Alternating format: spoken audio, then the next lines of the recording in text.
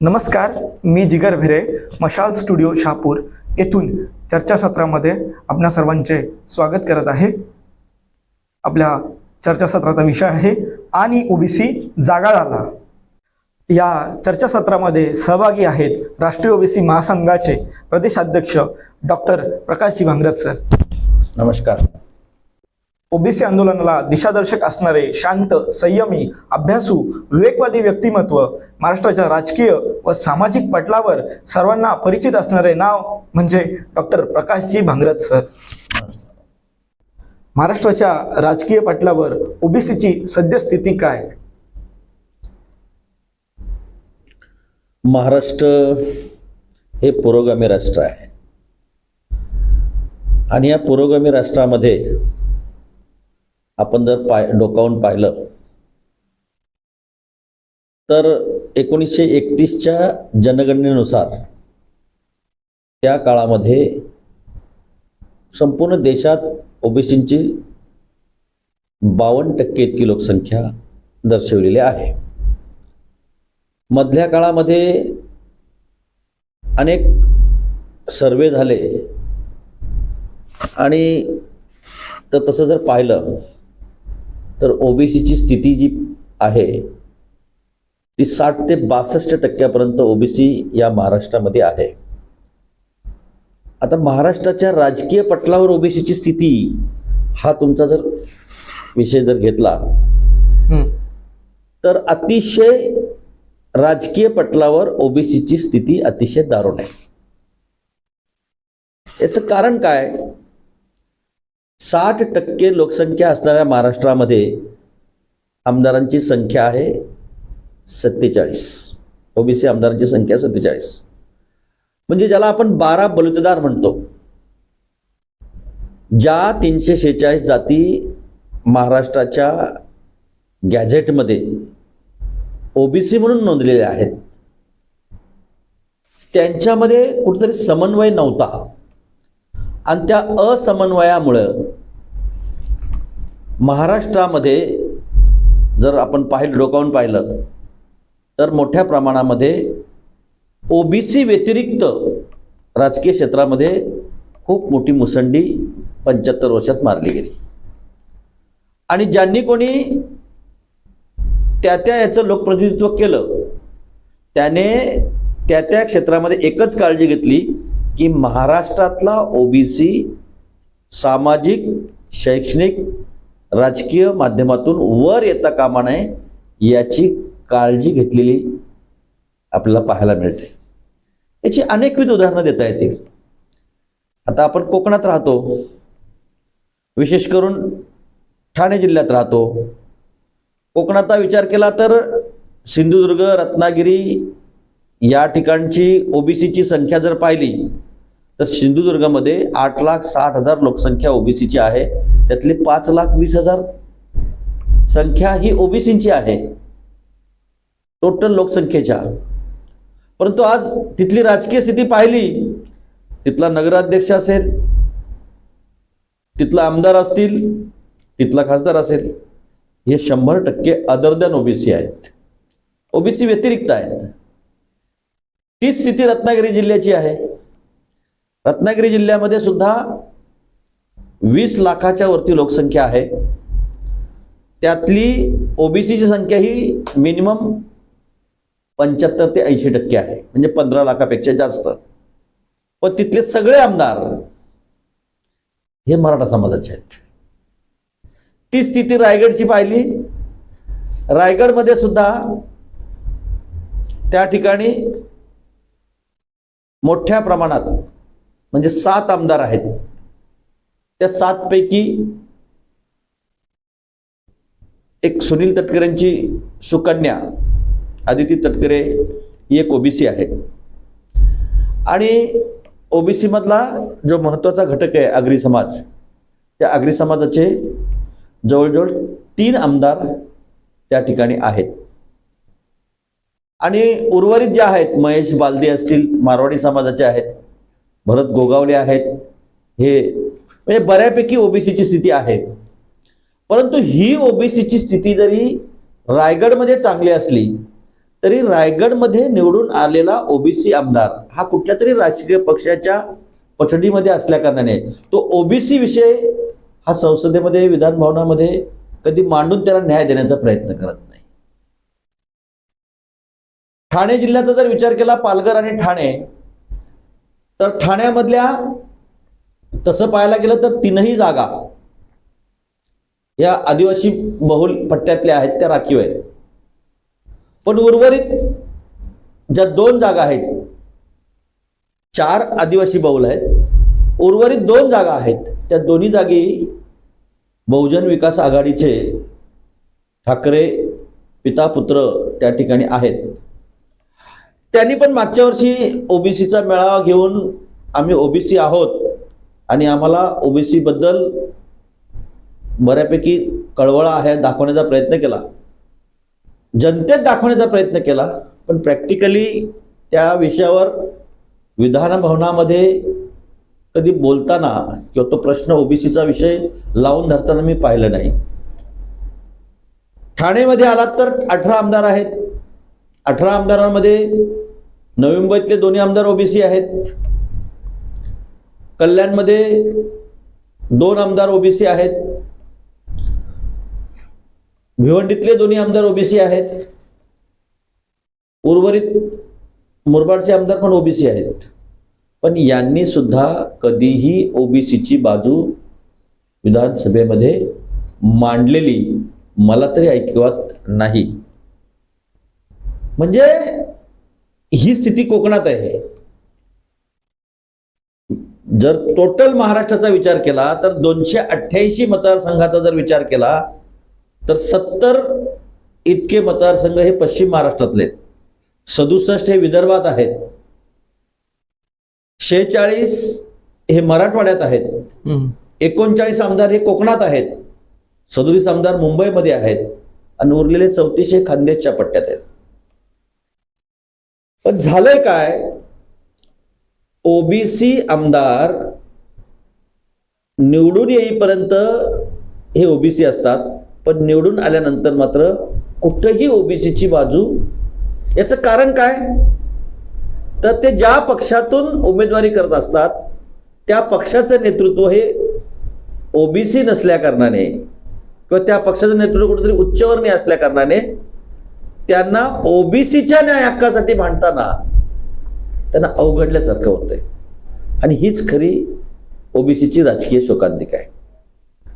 याचं कारण का, तर ओबीसी आजपर्यंत जागा नव्हता. आज मंडळ आयोगाच्या काळामध्ये मंडळ आयोग हा कोणासाठी होता, ओबीसीसाठी होता. बिंदेश्वरी मंडळ यांनी जरी एससी एसटी ओबीसी या सगळ्यांचा सर्वे केला असला आणि त्या सर्वेमध्ये त्यांनी ओबीसीची शैक्षणिक, सामाजिक, राजकीय स्थिती काय ही सगळी मांडली असली, त्या मांडताना त्यांनी ती स्थिती जेव्हा दाखवली जनतेसमोर त्यावेळेस प्रशासनामध्ये एससीचा टक्का किती आहे, 2%, एसटीचा टक्का किती आहे, 1%, ओबीसीचा टक्का किती आहे, 4%. म्हणजे प्रशासनामध्ये आपण कुठेच नव्हतो. 1989 सालचा तो काळ, आज त्याला 30 ते 35 वर्ष झाली. पण त्यानंतर आज जर आढावा घेतला तर एससीची जी भरती प्रक्रिया आहे ती फुलफिल झालेली आहे, एसटीची भरती प्रक्रिया आहे ती फुलफिल झालेली आहे. पण ओबीसीला 27% आरक्षण देऊन सुद्धा ओबीसीची जी ससे होलपट आहे ती थांबलेली नाही. याचं कारण काय, याचं कारण एकच आहे की ओबीसी मधला लोकप्रतिनिधी हा जागा नाही. आणि मग त्याला जागा करण्यासाठी राष्ट्रीय ओबीसी महासंघाच्या माध्यमातून 2016 साली डॉक्टर बबनराव तायवाडे यांनी राष्ट्रीय ओबीसी महासंघाची अखिल भारतीय ओबीसी त्याच्या वतीनं राष्ट्रीय ओबीसी म्हणजे जेवढे ओबीसीच्या संघटना आहेत त्या सगळ्यांना एकत्र करून एक महासंघ तयार केला आणि त्या महासंघाच्या माध्यमातून सरकारचे दरवाजे ठोठवायला सुरुवात केली. आजपर्यंत 9 अधिवेशनं या ओबीसी महासंघाची झाली आणि त्या ओबीसी महासंघाच्या अधिवेशनांच्या माध्यमातून जे काही ओबीसींचे प्रश्न आहेत ते प्रभावीपणे त्यांनी मांडण्याचा त्या ठिकाणी प्रयत्न केला आणि त्यातून जवळजवळ ह्या 8 वर्षाच्या काळामध्ये 48 प्रश्नांची आणि आत्ता जो नॉन क्रिमिलेअर आणि उत्पन्न या दोघांची सांगड सरकारने घातली होती, त्यामुळं उत्पन्नाचा जर स्तर जास्त असेल तर त्या ओबीसी घटकाला शैक्षणिक नोकरी याच्यामध्ये न्याय मिळत नव्हता आणि त्याच्यामुळं 314 IAS सारख्या केडरमधले ओबीसी विद्यार्थी सिलेक्ट होऊन नॉट अपॉइंटेड झाले. हा एक फार मोठा धक्का होता ओबीसीसाठी.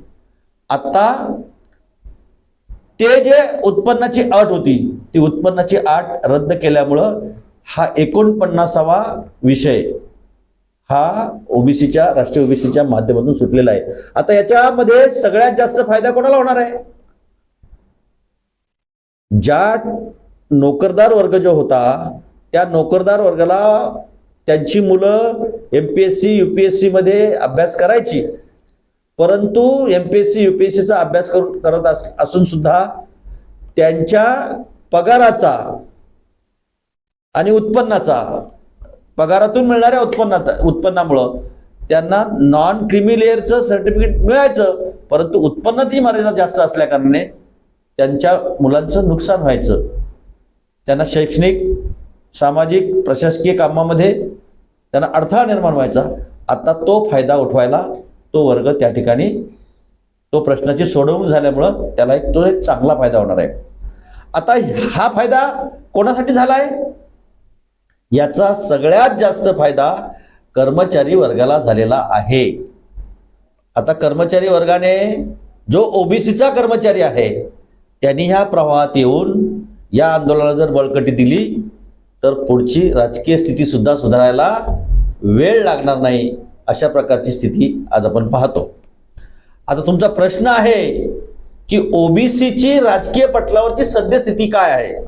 प्रथमतः 346 जातीमध्ये जर आपण वर्गवारी केली तर या ओबीसी मध्ये ज्या काही 346 जाती येतात त्या 346 जातीपैकी सर्वाधिक लोकसंख्या असणारी जात कुठली आहे?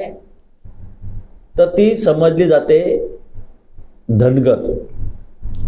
धनगर आज ओबीसी मध्ये आहे. जरी धनगर ओबीसी बहुल असं वाटत असलं, परंतु प्रत्यक्षात जात जनगणना जर झाली तर माझ्या माहितीनुसार महाराष्ट्रामध्ये ओबीसी मधील सर्वाधिक मोठी जात जर कोणती असेल तर ती कुणबी असेल. हे मी ठामपणे तुम्हाला सांगू शकतो. हे खरं कारण आहे. आज 3 नंबरची जात म्हणजे माळी समाज हा ओबीसी मध्ये आहे.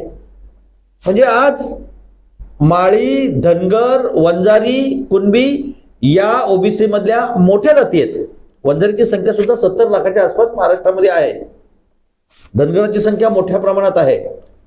महाराष्ट्राच्या राजकीय स्थितीचा जर विचार केला तर धनगर समाजाची महाराष्ट्रातली स्थिती जवळजवळ महाराष्ट्रातल्या 288 पैकी 78 मतदारसंघावर धनगर समाजाचं वर्चस्व राहील अशा प्रकारची स्थिती आहे.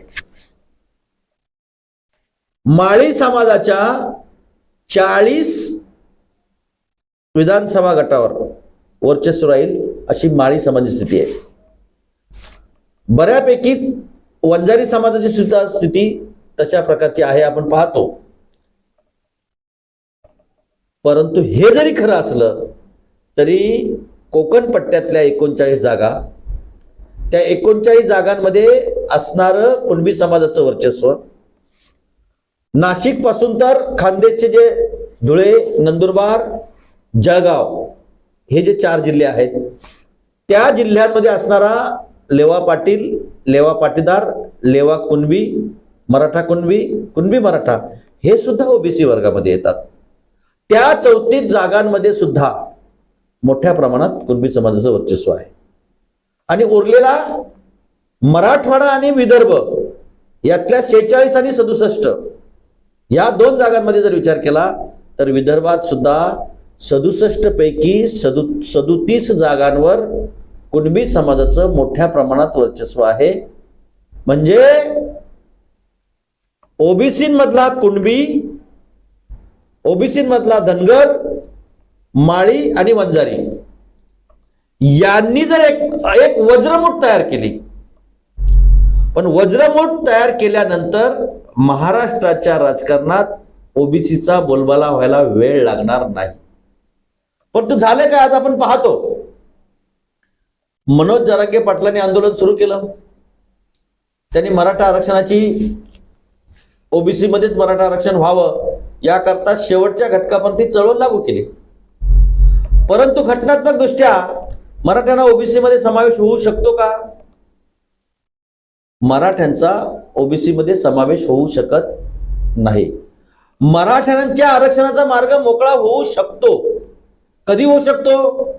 2010 ला केंद्र सरकारने जो नचिपन आयोग लागू केला होता, त्या नचिपन आयोगाच्या शिफारशी ज्या आहेत त्या जर स्वीकारल्या तर आर्टिकल 38, 39, 41 आणि 46 नुसार मराठा समाजाचा याच्यामध्ये समावेश होऊ शकतो. कारण नचिपनांनी पहिली जी हे केलेली शिफारस केली ती म्हणजे 50% सिलिंग उठवणं. आज आपण पाहिलं असेल की या देशाचे एक राजकीय चाणक्य शरद पवार साहेबांनी मध्ये एक स्टेटमेंट केलं की आरक्षणाची मर्यादा महाराष्ट्रात 75 पर्यंत वाढवावी. त्याच्यावर बराच बोलबाला झाला. जरांगेने त्याच्यावर पुन्हा स्टेटमेंट दिलं की का नाही, आम्हाला 50%च्या आतच ओबीसीचं आरक्षण पाहिजे. हा तो त्यांचा विषय आहे. पण 50%च्या आत ओबीसीना आरक्षण जर दिलं तर महाराष्ट्राच्या राजकारणामध्ये मोठा भूकंप होऊ शकतो. त्यामुळं कुठलाच राजकीय पक्ष ती हिंमत करणार नाही. परंतु केंद्र सरकारने जर निर्णय घेतला, 50%ची मर्यादा जर उठवली तर सगळ्या समाजांना, अगदी ख्रिश्चन, पारशी, मुस्लिम पासून तर सगळ्या शीख, या सगळ्या समाजांना न्याय मिळू शकतो. मराठा समाजाचा सुद्धा आरक्षणाचा मार्ग मोकळा होऊ शकतो. परंतु राजकारण्यांनी काय केलंय की त्यांच्या हितासाठी, त्यांच्या स्वार्थासाठी हा जो प्रश्न आहे तो भिजत ठेवलेला आहे. आपल्याला वाटलं होतं, म्हणजे बघा 91चा काळ तुम्ही पाहिला असेल, मंडळ आयोग लागू केला, 27% आरक्षणावर न्यायमूर्ती त्या ठिकाणी 31 जणांनी त्या ठिकाणी कोर्टात जाऊन ते 27% केलं. घटनेतल्या आर्टिकल 340 मध्ये स्पष्ट मांडलंय, ज्याची जितकी संख्या त्याची तेवढी त्याला हिस्सेदारी घेणं गरजेचं आहे. जिसकी जितकी संख्या भारी उसकी उतनी हिस्सेदारी. परंतु तो रूल आज अंमलात आणला जात नाही. तो जर रूल अंमलात आणला तर या देशातली सगळी जनता गुण्यागोविंदाने नांदेल, ज्याचा हिस्सा ज्याला आहे त्याला मिळेल आणि त्यातल्यात मध्ये ओबीसी जो वर्ग आहे हा मोठ्या प्रमाणामध्ये त्या ठिकाणी विकासाच्या प्रक्रियेमध्ये येईल. परंतु आज परिस्थिती अशी आहे, एससीला आरक्षण मिळालंय, एसटीला आरक्षण मिळालंय आणि 50% मध्ये 27% ओबीसीला आणून ठेवलंय. उर्वरित 50% मध्ये आता ईडब्ल्यूएस आणलं. मग आता एससी, एसटी, ओबीसी हे आर्थिकदृष्ट्या दुर्बळ घटकात येत नाहीत का? येतात. परंतु आर्थिकदृष्ट्या दुर्बळ घटकातल्या एससी, एसटी, ओबीसीला सुद्धा त्या 10% आरक्षणापासून दूर ठेवलं. मग ते 10% आरक्षणाचा फायदा जास्तीत जास्त कोणाला होणार? एका विशिष्ट उच्चवर्णीय समाजाला त्याचा फायदा होईल. आज महाराष्ट्रामध्ये जो काही एससीबीसीचा हे लागू 10% लागू केलं, आज त्याच्या विरोधात कोणी कोर्टात गेलेलं नाही. ऍक्च्युली जर न्यायिक दृष्ट्या जर पाहिलं तर मराठा समाजाची लोकसंख्या ही महाराष्ट्रात 16%च आहे. मधल्या काळामध्ये जे 6% ज्यांना कोणाला जातीचे दाखले मिळत नव्हते, 1% अशी काही लोक आहेत की ज्यांना कुणबी दाखले मिळत नव्हते. मोठ्या प्रमाणात जरांगेंच्या माध्यमातून सरकारने जी कुणबी दाखले शोधण्याची मोहीम राबवली, त्यात बऱ्याच अंशी लोकांना, आज मी काही दिवसापूर्वी इगतपुरीमध्ये गेलो होतो. इगतपुरीमध्ये 44 गावं अशी आहेत की त्यांना ते मूळचे कुणबी आहेत, पण त्यांना कुणबी दाखले मिळत नव्हते, त्यांची गणना मराठा म्हणूनच होत होती.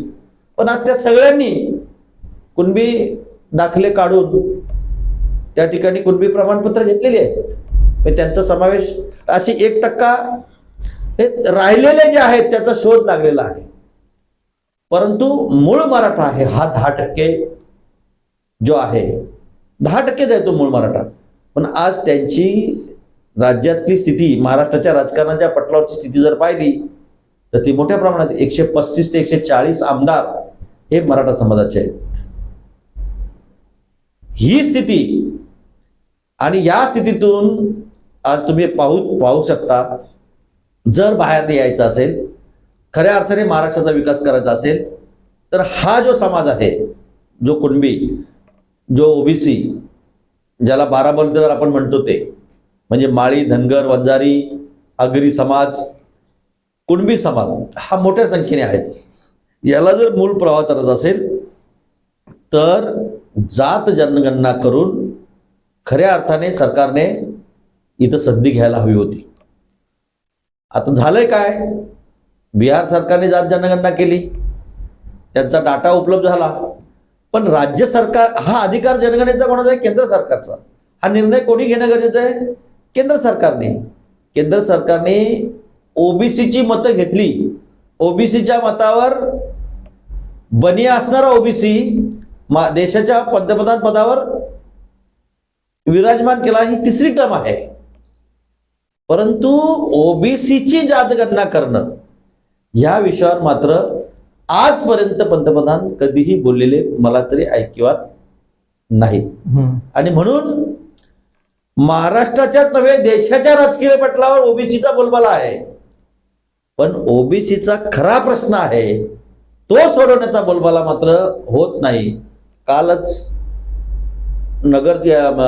कोल्हापूर या ठिकाणी राहुल गांधींचं भाषण झालं. त्या भाषणामध्ये त्यांनी की जी मर्यादा आहे, 50% मर्यादा आहे, ती वाढवणं आणि जात जनगणना करणं याचा पुनरुच्चार त्या ठिकाणी केला. तसं जर घडलं तर खऱ्या अर्थाने महाराष्ट्रामध्ये, देशामध्ये राजकीय पटलावरच नव्हे तर शैक्षणिक, सामाजिक आणि राजकीय या तिन्ही अंगामध्ये बहुसंख्य असणारा ओबीसी समाज आहे. याचं चांगल्या पद्धतीनं त्या ठिकाणी विकासाच्या प्रवाहामध्ये तो येऊ शकतो आणि देशाच्या खऱ्या अर्थाने देशाच्या विकासाला त्या ठिकाणी चालना मिळू शकते. 2024च्या विधानसभा निवडणुकांमध्ये ओबीसीची मते निर्णायक ठरतील का?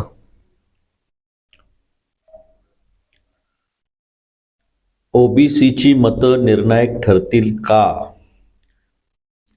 हा प्रश्न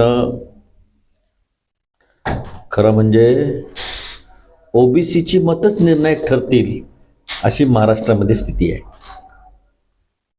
साधं सोपं मला सांगायचं झालं, आपल्याच तालुक्याचंच उदाहरण तुम्हाला देतो. 2,80,000च्या आसपास शहापूरचं मताधिक्य आहे, शहापूर विधानसभेचं. आणि या 2,80,000च्या पैकी जवळजवळ 1,90,000 मतं ही ओबीसी समाजाची आहेत. बरोबर. 1,90,000, 80 ते 90,000 मतं ही ओबीसी समाजाची आहे. इथलं आरक्षण एसटी आहे,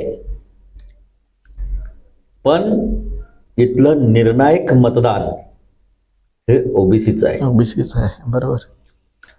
हे नमुनेदार उदाहरण जरी तालुक्याचं घेतलं, शेजारचा भिवंडी तालुका घेतला, ओबीसीचेच मतं निर्णायक आहेत.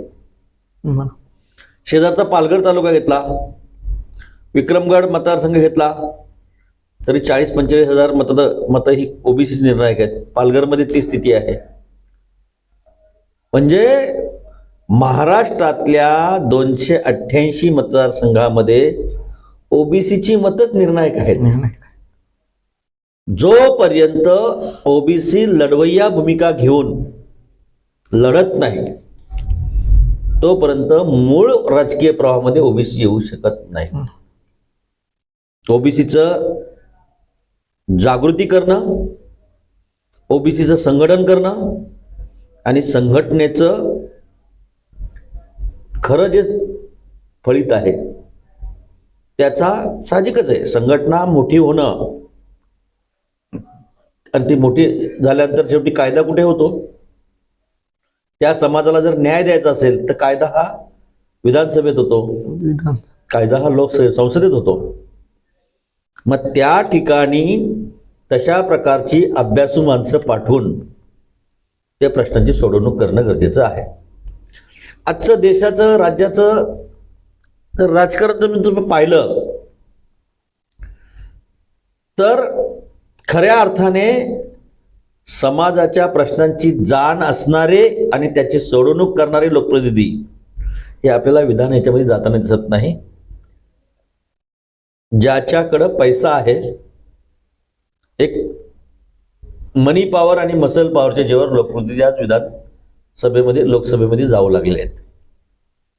आणि मनी पॉवर आणि मसल पॉवर जेव्हा लोकसभेमध्ये किंवा विधानसभेमध्ये जाते तेव्हा तो तिथं गेल्यानंतर काय विचार करतोय की मी माझ्या निवडणूक प्रक्रियेमध्ये किती खर्च केला, तो माझा पहिला खर्च सुटला पाहिजे. तो तुमचा आमचा विचार करत नाही. याच्यात मतदारांनी पण बदलला पाहिजे. माझ्या या विधानसभा क्षेत्रातला जो लोकप्रतिनिधी आहे त्याला माझ्या सामाजिक, शैक्षणिक, आर्थिक प्रश्नांची किती जाण आहे, ती सोडवण्याचं कौशल्य त्याच्यामध्ये काय आहे, हा विचार त्यांनी त्या ठिकाणी केला पाहिजे. जेव्हा मतदार हा विचार करेल, झालं काय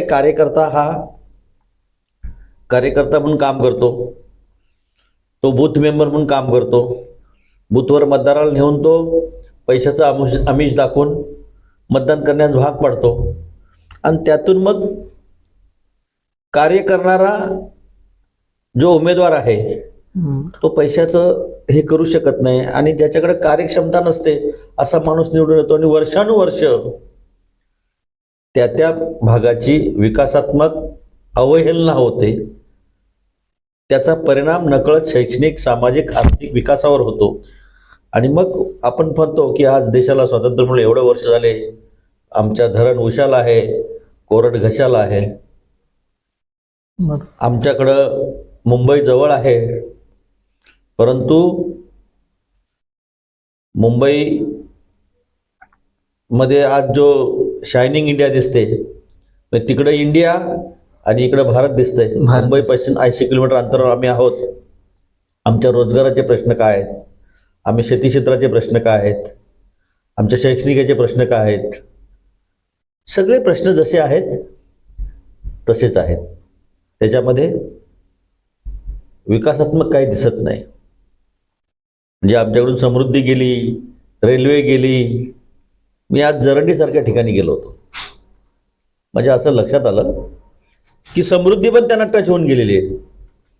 आटगावचं रेल्वे स्टेशन पासून ते 2-3 किलोमीटर अंतरावर आहेत फक्त. हायवे पण त्यांना टच होऊन गेलेले.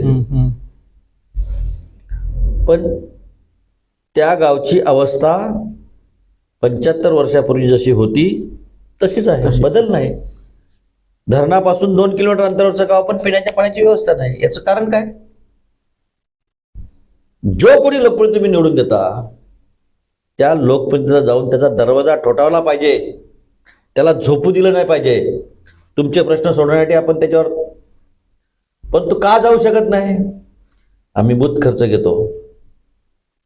ह्या ज्या गोष्टी आहेत, म्हणजे हे विशिष्ट एक कंपू निर्माण झालेला आहे. तो कंपू पैशाच्या ताकदीवर आपला लोकप्रतिनिधी निवडून आणतो आणि पैशाच्या ताकदीवर तो लोकप्रतिनिधी निवडून गेला की पैसे घेणारा जो मतदार आहे त्याच्या प्रश्नाची सोडवणूक करण्याकरता तो त्याच्यापर्यंत पोहोचू शकत नाही आणि पोहोचत नसल्या कारणाने त्या प्रश्नांची सोडवणूक होत नाही. पुन्हा 5 वर्षांत तो येतो, डॉक्टर बाबासाहेबांनी तेवढा तरी अधिकार दिला, तो पुन्हा हात जोडतो, आपल्या मतांची भीक मागतो. आपण त्याच पद्धतीने जातो. म्हणजे केवळ लोकप्रतिनिधी जाणकार असावा असं नाही, तर त्याला मतदान करणारा प्रतिनिधी सुद्धा जाणकार असला पाहिजे. त्याने उमेदवाराला विचारलं पाहिजे, आम्ही ओबीसी आहोत, आमची जात जनगणना का होत नाही? जर होत नसेल तर त्याकरता तुम्ही काय प्रयत्न केले, आणि प्रयत्न केले असतील तर ते काय प्रयत्न केलेत ते तुम्ही आम्हाला सांगा, तर आम्ही तुम्हाला मत देऊ. आमच्या वावराला पाणी नाही, शेताला पाणी नाही, सिंचनाची सोय नाही, त्याकरता तुम्ही काय केलंय? आम्हाला पिण्याचं पाणी नाही, त्याकरता तुम्ही काय केलंय? आमचा पोरगा ग्रॅज्युएट झालाय, आमचा पोरगा ITI झालाय, आमचा पोरगा कृषी क्षेत्रातला तज्ज्ञ झालाय, आमचा पोरगा इंजिनियर झालाय, डॉक्टर झालाय, पण त्याच्या पुढच्या भवितव्याचं काय, त्यासाठी काय केलं पाहिजे? त्या लोकप्रतिनिधींना प्रश्न विचारला पाहिजे. जोपर्यंत तुम्ही लोकप्रतिनिधीला प्रश्न विचारत नाही तोपर्यंत लोकप्रतिनिधी सुद्धा आता ओबीसी जागा झालाय, आता ओबीसी जागा झालाय, त्यांनी त्या प्रश्नाचा भडीमार त्या लोकप्रतिनिधीवर केला पाहिजे, तरच तो लोकप्रतिनिधी विचार करेल की नाही मला आता मग केवळ ओबीसीच नाही, ST वर्ग मोठ्या प्रमाणात आहे.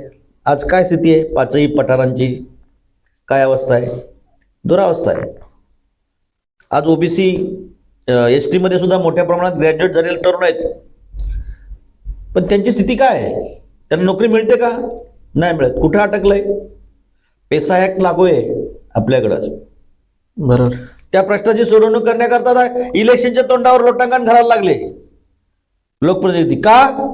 तर त्यांना माहीत झालंय की आमचा आदिवासी मतदार सुद्धा जागा झालेला आहे, आपण पण 5 वर्षात काय केलं नाही. आता इलेक्शनची आचारसंहिता लागणार तर 1 महिन्यावर तुम्ही त्या प्रश्नासाठी झाला. जर का हा प्रश्न आदिवासी आणि बिगर आदिवासी यांच्यामध्येच अटकलेला आहे, त्यात सगळ्या लोकप्रतिनिधी एकत्र येऊन की बिगर आदिवासींचे लोकप्रतिनिधी, आदिवासींचे लोकप्रतिनिधी सगळ्यांनी एकत्र येऊन हा प्रश्न मार्गी लावला पाहिजे, जेणेकरून आदिवासींना सुद्धा बेरोजगार राहता कामा नये आणि ओबीसींवर सुद्धा इतर बिगर आदिवासींवर पण अन्याय होता कामा नये. याकरता पुढाकार कोणी घेणं गरजेचं होतं? घेतला गेला का? याच्यात नुकसान काय झालं? आदिवासी तरुणांचं पण नुकसान झालं, सर्वसाधारण लोकांचं सुद्धा नुकसान झालं. कोणाच्या अनस्थेमुळं? ज्या 23 मतदारसंघामध्ये जे लोकप्रतिनिधी आहेत त्यांनी त्या प्रश्नाला प्राधान्य दिलं नाही म्हणून. हा विचार कोण करणार? हा विचार सुद्धा करणार. जोपर्यंत तुमचा संवाद होत नाही तोपर्यंत वाद मिटणार नाही. संवाद होणं गरजेचं आहे. केवळ इश्यू ठेवून राजकारण करायचं, पुन्हा मतं घ्यायची, पुन्हा निवडून यायचं, पुन्हा ये रे माझ्या मागल्या, हे राजकीय गणित मांडत माझं बस्तान कसं स्थिर राहील यासाठीचा हा प्रयत्न असतो, बाकी काही नाही. त्यामुळं ओबीसी नव्हे तर या निवडणुकामध्ये ओबीसी मतदार हा 288च्या 288 मतदारसंघामध्ये निर्णायक ठरणार आहे, इतक्या प्रमाणात जागृती झालेली आहे. आगामी विधानसभा निवडणुकांमध्ये राष्ट्रीय ओबीसी महासंघ सहभागी होईल काय? राष्ट्रीय ओबीसी महासंघ ही एक नॉन गव्हर्नमेंट ऑर्गनायझेशन आहे, NGO आहे. हा काय पक्ष नाही. ओबीसी महासंघ हा पक्ष नाही. ओबीसींचे प्रश्न सोडवता ओबीसीचं संघटन जसं जसं वाढत जात आहे, वाढत गेल्यानंतर त्या प्रश्नांची सोडवणूक ते लोकप्रतिनिधी किती प्रमाणात करत असतील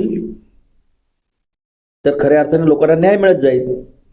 पण जर करत नसतील आणि लोकांना न्याय मिळत नसेल तर साहजिकच आहे, संघटन जर टिकवायचं असेल तर त्यासाठी कुठेतरी राजकीय प्रवाहामध्ये सहभाग घेणं गरजेचं आहे.